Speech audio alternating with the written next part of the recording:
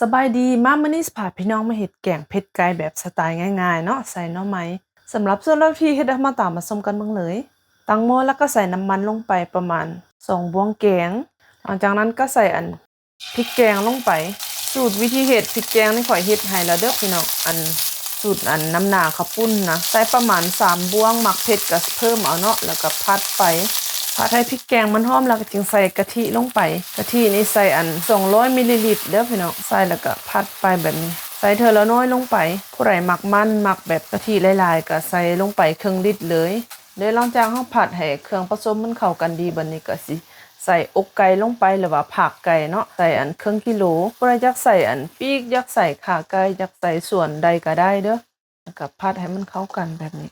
หลังจากนั้นสิใส่หน่อไม้ต้มให้มันสุกก่อนเด้อผู้ใดอยากใส่หน่อไม้ส้มก็ใส่ได้เด้อแต่ว่าค่อยใส่หน่อไม้จืดหน่อไม้ธรรมดานะใส่ลงไปประมาณ100 กรัมหลังจากนั้นคือใส่มักเผ็ดหวานลงไปเฮ็ดแบบง่ายๆพี่น้องตัวนี้ก็สิแม่นใบขี้หูดเนาะแล้วก็คั่วผัดไปไก่สุกไวดอกพี่น้องมันเป็นอกไก่ผักไก่นะจากนั้นก็สิปรุงรสชาติเบิ่งเด้ใส่แป้งนัวน้อยนึงพี่น้องบ่มักบ่ใส่ก็ได้เนาะใส่เกลือลงไป1บ้วงกาแฟส่วนตัวนี้ก็สิแม่นน้ำปลาใส่ลงไป2บ้วง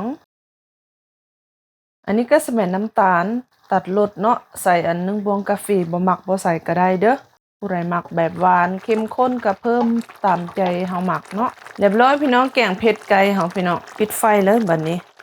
ตอนนี้ผู้ใดมีใบบัวละพาก็โรยลงไปเนาะแต่ว่าค่อยบ่มี